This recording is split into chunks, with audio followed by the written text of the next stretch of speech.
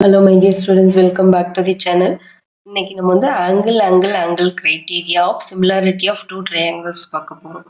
So இப்போ இதோட statement, if in two triangles corresponding angles are equal, then their corresponding sides are in the same ratio or proportion and hence the two triangles are similar. இப்போ ஒரு ரெண்டு ட்ரையாங்கிள்ல corresponding angles வந்து ஈக்குவலா இருந்துச்சுன்னா அதோட corresponding sides வந்து same ரேஷியோல இருக்கும் R ப்ரப்போர்ஷன்ல இருக்கும். அப்படி இருந்தா அந்த ரெண்டு ட்ரையாங்கிளும் சிமிலர்னு சொல்றாங்க. இதை வந்து நம்ம ப்ரூஃப் பண்ணணும். ஸோ இங்க நம்மளுக்கு கிவன் வந்து என்னன்னா கரஸ்பாண்டிங் ஆங்கிள்ஸ் ஈக்குவல்னு கொடுத்துருக்காங்க. ஆங்கிள்ஸ் ஈக்குவலா இருக்கு. நம்ம என்ன ப்ரூவ் பண்ணணும்னா அதோட கரஸ்பாண்டிங் சைட்ஸ் வந்து சேம் ரேஷியோல இருக்குன்னு ப்ரூஃப் பண்ணிட்டோம்னா ஸோ யூசிங் ஆங்கிள் கிரைட்டீரியா இது ரெண்டும் சிமிலர்னு சொல்லிடுவோம். ஸோ இப்போ இங்கே நம்மக்கிட்ட ரெண்டு ட்ரையாங்கிள் இருக்கு. ட்ரையாங்கிள் ஏபிசி அண்ட் டிஇஎஃப் இது ரெண்டும் நம்ம சிமிலர்னு ப்ரூஃப் பண்ணணும். பட் இங்கே நம்ம கொடுத்துருக்கிறது இதோட கரஸ்பாண்டிங் ஆங்கிள்ஸ் வந்து ஈக்குவல். கரஸ்பாண்டிங் ஆங்கிள்னா angle A equal to angle D, angle B equal to angle E, angle C equal to angle F. So இங்கே வந்து கிவன் நம்ம எழுதிட்டோம். இங்கே என்ன ப்ரூஃப் டு ப்ரூவ் வந்து ஏபிசி இஸ் சிமிலர் டு டிஇஎஃப்னு நம்ம ப்ரூஃப் பண்ணணும். ஸோ இங்கே நம்ம வந்து ஆக்சுவலி ஒரு கன்ஸ்ட்ரக்ஷன் பண்ண போகிறோம். என்ன கன்ஸ்ட்ரக்ஷன்னா இந்த டிஇஎஃப் ட்ரையாங்கல்ல இந்த ஏபி டிஸ்டன்ஸுக்கு ஈக்குவலாக ஒரு பாயிண்ட் எடுத்துக்கணும். ஸோ ஏபிக்கு ஈக்குவல் டிஸ்டன்ஸில் இங்கே ஒரு பாயிண்ட் பி மார்க் பண்ணுறேன். சப்போஸ் ஏபி வந்து ஒரு 2 சென்டிமீட்டர் இருக்குன்னா அதே 2 சென்டிமீட்டருக்கு இந்த டிஇ சைடில் இந்த பாயிண்ட் பி வந்து மார்க் பண்ணுறேன். அதே மாதிரி ஏசிக்கு ஈக்குவல் டிஸ்டன்ஸில் இந்த டிஎஃப்ல ஒரு பாயிண்ட் மார்க் பண்ணுறேன், அது கியூ. இப்போ பியும் கியூயும் ஜாயின் பண்ணுறேன். இது என்னோட கன்ஸ்ட்ரக்ஷன் எழுதியிருக்கோம் நம்ம. இப்போ வந்து நமக்கு தெரியும் A is equal to angle D and B is equal to angle E, angle C is equal to angle F. இது வந்து கிவன் ஆச்சு. இப்போ ஃபர்ஸ்ட் வந்து இந்த ஆங்கிள் ஏபிசியும் டிபிக்யூ இந்த ட்ரையாங்கிள் இருக்கு இல்லையா, இந்த ஏபிசி ட்ரையாங்கிளும் டிபிக்யூ ட்ரையாங்கிளும் காங்குரண்ட் நம்ம ப்ரூஃப் பண்ணோம். காங்குரண்ட் ப்ரூஃப் பண்ணிட்டு அதுக்கப்புறம் பிபிடி வச்சு நம்ம வந்து இது ரெண்டும் சிமிலர்னு ப்ரூஃப் பண்ண போறோம். இப்போ வந்து in triangle ABC and in triangle DPQ இது ரெண்டையும் நான் காங்குரண்ட் ப்ரூஃப் பண்ணணும். ஸோ அதுக்கு என்ன எடுத்துக்கிறேன்னா first angle A equal to angle D, actually இது வந்து கிவன். அதுக்கப்புறம் side AB is equal to DP, இது வந்து பை கன்ஸ்ட்ரக்ஷன் நம்ம இதை வந்து கன்ஸ்ட்ரக்ட் பண்ணியிருக்கோம். ஸோ நெக்ஸ்ட் என்ன இருக்கு, ஆங்கிள் ஈக்குவல், இந்த சைடு ஈக்குவலா இருக்கு. நெக்ஸ்ட் வந்து ஏசி இந்த சைடு வந்து equal to DQ, AC equal to DQ, இதுவும் பை கன்ஸ்ட்ரக்ஷன் தான். ஸோ இப்போ சைடு ஆங்கிள் சைடு இது வந்து included angle. So by SAS rule criteria இந்த ரெண்டு ட்ரையாங்கிளும் காங்குரண்ட் நான் சொல்ல போறேன். Triangle ABC is congruent to triangle DPQ by SAS rule. இந்த ரெண்டு ட்ரையாங்கிளும் காங்குரண்ட் போது ஆங்கிள் ஏவும் டியும் ஈக்குவல், அடுத்து பியும் இந்த ஆங்கிள் பியும் ஈக்குவலா இருக்குமா, ஏன்னா இது ரெண்டு ட்ரையாங்கிளும் congruent. So angle B equal to angle B. அடுத்து நமக்கு கிவன்ல இங்க என்ன கொடுத்துருக்கு, angle B equal to angle இன்னு கொடுத்துருக்காங்களா. இது வந்து by CPCT corresponding parts of congruent triangles, இது வந்து கிவன். ஸோ அப்போ இது ரெண்டுத்துலயும் லெஃப்ட் ஹேண்ட் சைடு ஈக்குவலா இருக்கு, அதனால நம்ம ரைட் ஹேண்ட் சைடு ஈக்குவல்னு எழுதிக்கிறோம். So angle B equal to angle E, அப்போ இந்த ரெண்டு ஆங்கிளும் equal. Angle B angle E ஈக்குவல்னு சொல்லியிருக்கோம். இது ரெண்டையும் நம்ம கரஸ்பாண்டிங் ஆங்கிள்ஸ்ன்னு சொல்லுவோமா, கரஸ்பாண்டிங் ஆங்கிள்ஸ். இங்க வந்து கரஸ்பாண்டிங் ஆங்கிள்ஸ் வந்து ஈக்குவலா இருக்கு.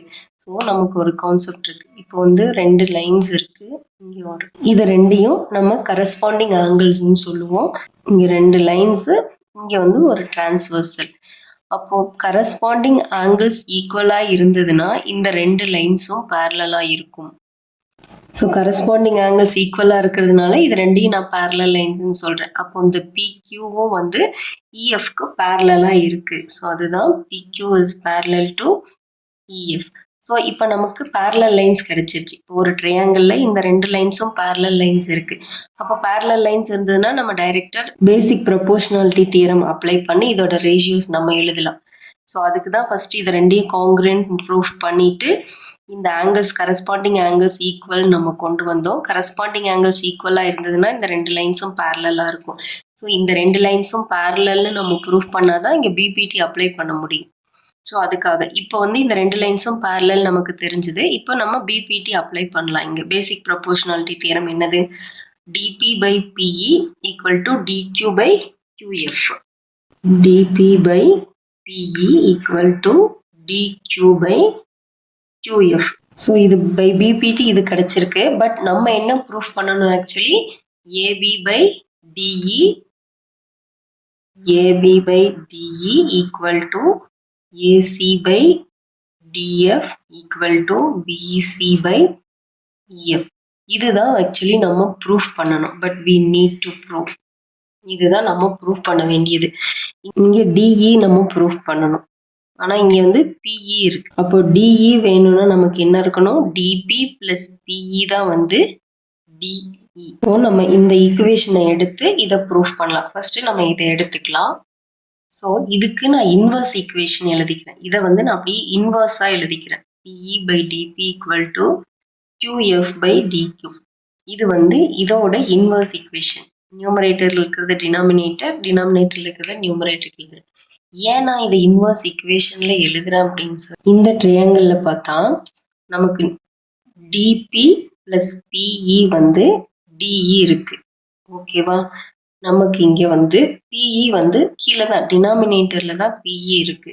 ஸோ இதை இன்வர்ஸா எழுதுனா இது நம்ம சிம்பிளிஃபை பண்றதுக்கு ஈஸியா இருக்கும். ஸோ அதனால தான் நான் இன்வர்ஸ் ஈக்குவேஷன் எழுதியிருக்கேன். இப்போ நான் என்ன பண்ண போறேன்னா add one both the sides. On both the sides வந்து 1 ஆட் பண்றேன். So PE divided by DP plus 1 equal to QF by DQ plus 1. So இதுக்கு LCM எடுக்கணும். LCM எடுத்தா PE plus DP plus 1 DP divided by DP equal to QF plus DQ divided by DQ.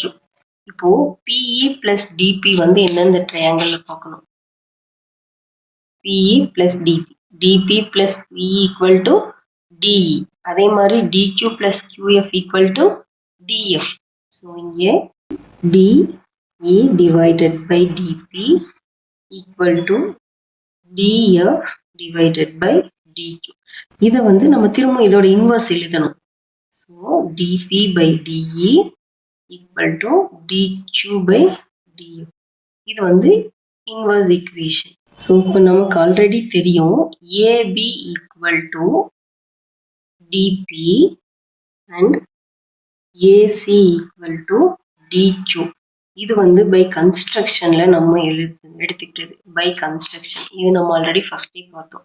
So இப்போ AB DP இருக்கிற இடத்துல ஏபின்னு நம்ம replace பண்ண போறோம்.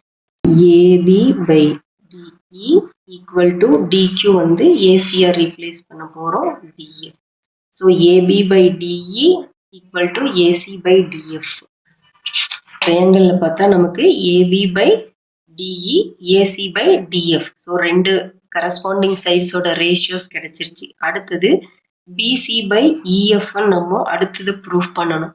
இதை ப்ரூஃப் பண்ணணும்னா இதே மாதிரி நம்ம சேம் ஸ்டெப்ஸ் எல்லாம் ஃபாலோ பண்ணி வரணும். பட் இந்த பேரலல் லைன்ஸ் வந்து இஎஃப்க்கு பேரலா எடுக்கிறதுக்கு பதில் நம்ம இப்படி பேரலா எடுத்திருக்கணும். இங்கே டிஎஃப்க்கு பேரலா எடுத்து சேம் ஸ்டெப்ஸ் ஃபாலோ பண்ணா நமக்கு இன்னொரு ரேஷியோஸ் பிசி பை இஎஃப்ங்கிற ரேஷியோ கிடைக்கும். ஸோ அதெல்லாம் அதுக்கு பதிலாக நான் சிமிலர்லின்னு போட்டுக்கிறேன்.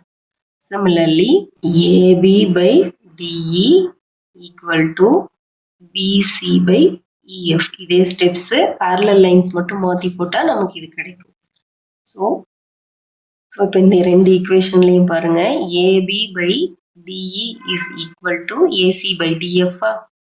AC by DF equal to AB by DE is also equal to BC by EF. So இப்போ மூணு சைட்ஸுமே வந்து நமக்கு சேம் ப்ரொபோர்ஷன்ஸில் கிடைச்சிருச்சு.